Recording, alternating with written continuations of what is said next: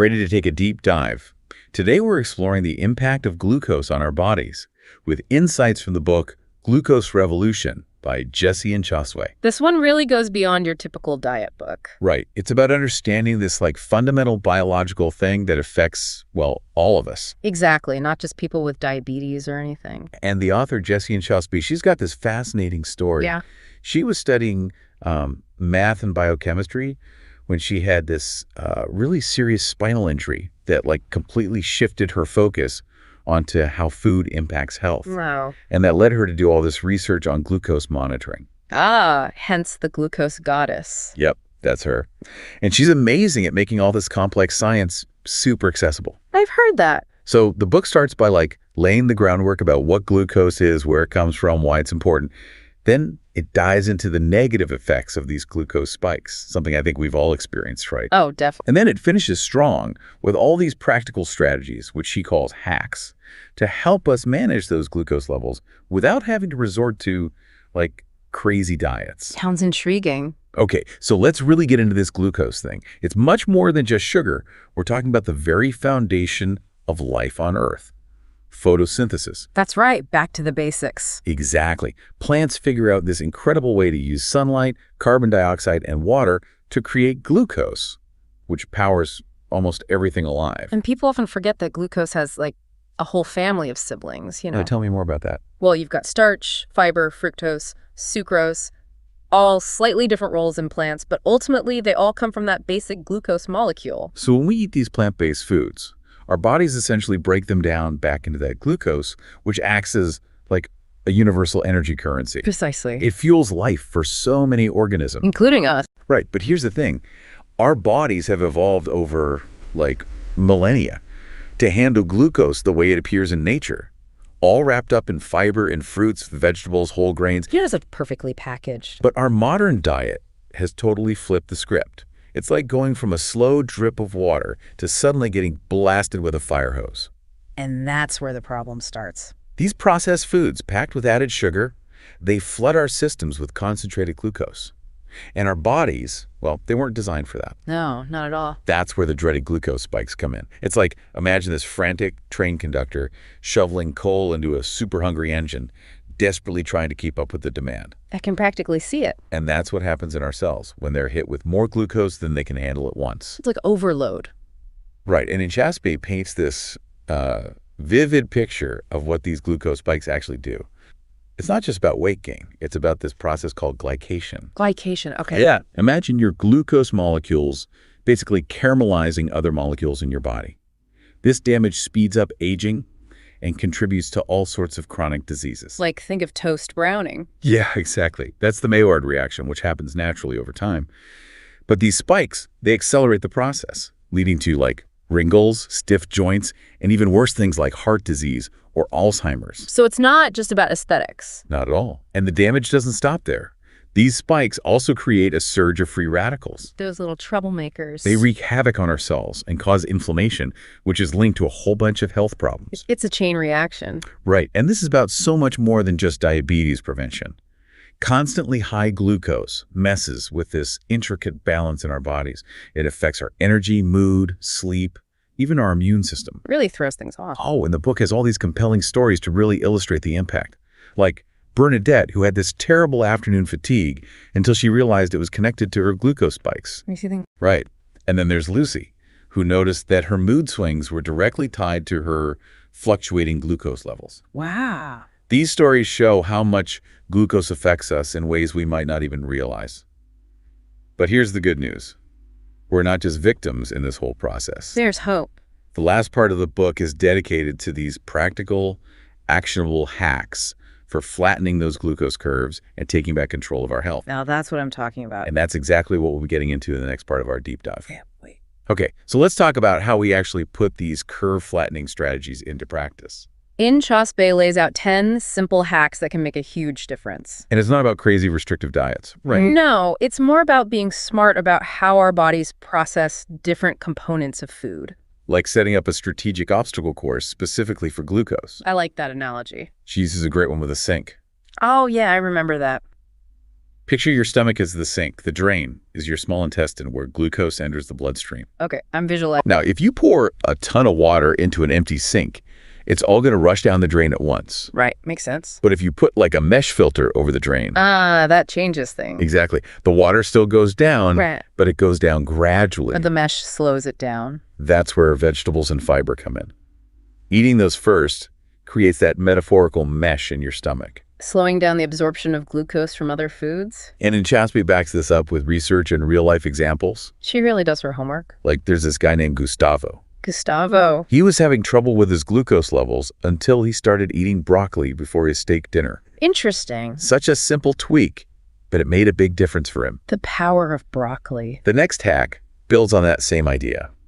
Inchauspé recommends adding a green starter to every single meal. So like a salad before the main course? Exactly. It gives your system a head start in processing the glucose. Jas, a teacher featured in the book, found that a pre-meal salad not only helped her glucose, but also reduced her cravings and boosted her energy. Now that's a win-win.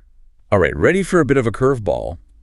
Hack number 3 is ditching calorie counting. Whoa, really? I know, right? I always found calorie counting so restrictive and kind of soul-crushing. I feel you. The book points out that different molecules, glucose, fructose, protein, fat, affect our bodies differently, regardless of their calorie count. So it's not just about the energy, but how our bodies handle that energy. A study at UC San Francisco showed that fructose, even when calorie matched with glucose, had a much worse impact on health. Wow, that's significant. And then there's this amazing story about Marie. Tell me about Marie. She struggled for years with reactive hypoglycemia, which means her blood sugar would plummet after a glucose spike. That sounds awful. She was always hungry, always tired, even though she ate a healthy amount of calories. So frustrating. The crazy part is, she found relief not by restricting calories, but by focusing on flattening her glucose curves. How did she do that? By eating foods in the right order, prioritizing vegetables and protein. Yeah. It totally transformed her health. She lost weight, got her energy back, her skin improved, and no more blood sugar crashes. That's incredible. It just shows that calorie counting isn't the be-all and end-all of health. I'm starting to see the light here. Let's move on to breakfast. Hack number 4 challenges the whole idea of the healthy cereal breakfast. Oh no, not my cereal. So many of us grew up thinking a bowl of cereal with some fruit was the perfect way to start the day. I know I did too. But Inchauspé exposes the truth about those sugary cereals. Oh. A study from Stanford found that a typical cereal breakfast sends your glucose levels skyrocketing, setting you up for cravings and energy slumps all day. Yikes. So she recommends switching to a savory breakfast instead. Savory, huh? Focus on protein, fat, and fiber to keep your glucose stable throughout the morning. Things like eggs, avocados, nuts, Greek yogurt. That actually sounds pretty delicious. Right.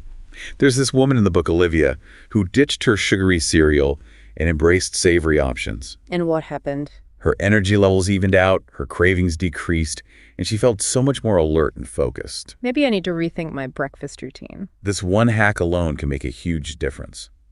Now let's bust some sugar myths. Hack number 5 tackles the idea that some sugars are healthier than others. Like honey or agave. Exactly. They're often marketed as a natural, so people assume they're better. I've definitely fallen for that. Yeah. But Inchauspé explains that our bodies process all sugars pretty much the same way. Really? Whether it's from a beehive or a sugarcane field, your body doesn't care.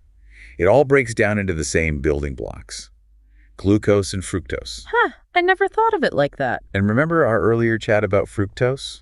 It's the more problematic one. Right, the one that likes to turn into fat. And stress out your liver. Not good. So let's drop the healthy sugar facade and just admit, sugar is sugar, no matter how fancy the label. Okay, I'm convinced. Speaking of sweet treats, hack number 6 is choosing dessert over a sweet snack. Wait, what?